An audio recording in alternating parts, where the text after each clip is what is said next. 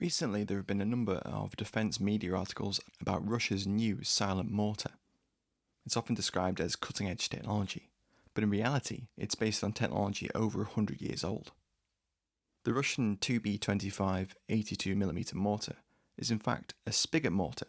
What's a spigot mortar?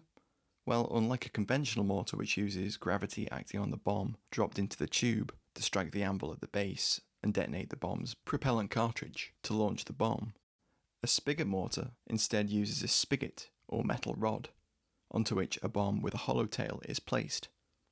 The bomb's tail then becomes the element which contains the pressure from the detonated propellant charge, rather than the tube as in a conventional mortar.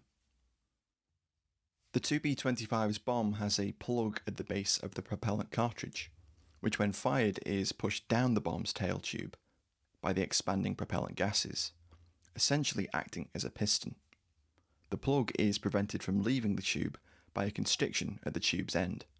This captures the gases and reduces the audible report of the mortar. Perhaps the most famous spigot mortars are the Blacker Bombard and the Piat projector infantry anti-tank of World War II. I wrote a book about the Piat a couple of years ago, so the 2B25 really interests me as a niche application of the same technology.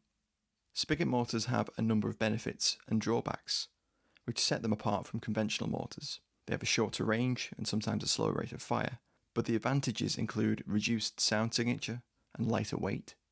The ignition of the propellant cartridge against the spigot inside the bomb's tail tube removes visible flash and is much quieter than a conventional mortar. The 2B25 optimizes this by enclosing the bomb inside a lightweight tube to further reduce the visual and audio signatures of the weapon firing. Why is this important and why are silent mortars useful? Well, with a reduced signature on the battlefield, the chances of effective counter-battery fire are reduced, enabling the mortar to be more effective and for fire for a longer period. The developers claim that the 2B25 is about as loud as an AK fitted with a PBS-1 suppressor, about 135 decibels, substantially quieter than a standard mortar. The patent for the 2B25, filed in August 2011 and published in February 2013, states, "The proposed shell contains the main part and tail. The tail case accommodates propellant charge and a combination piston with initiator. The shell is composed of a detachable sealed screw assembly of tail and main part. The tail is furnished with a fin, and the tail charge chamber accommodates a multi-section propellant to be implemented in various versions," essentially describing an adaptable mortar bomb. The 2B25 first began to appear in the Western media back in 2018, but the design dates back to at least the early 2010s. Developed by the Central Research Institute Burevestnik, it's manned by a two-man team and can be transported in a backpack. Officially released data for the mortar suggests it has a maximum range of 1,200 metres, with a rate of fire of perhaps 15 rounds per minute. It's reportedly equipped with a standard MPM44M optical mortar sight.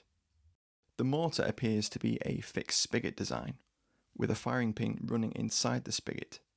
This means that unlike the Piat, the 2B25's spigot doesn't move. Once the bomb is slid into the tube down onto the spigot, the operator pulls a handle at the base of the weapon downwards to cock it, and then pushing it up to fire.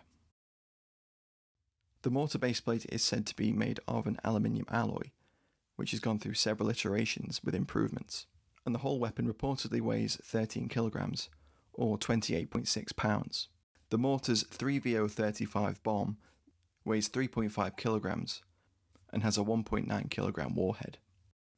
Both Russian and Western media have stated that the weapon has been delivered to the Russian armed forces, with some suggesting it's used by special purpose units, possibly Spetsnaz. The 2B25 isn't the only modern spigot mortar in service. Others include the Fly K from Rheinmetall, but for me I find it fascinating that spigot-based weapons still have a place on the battlefield, albeit a niche one. Thanks for watching, I hope you found this interesting.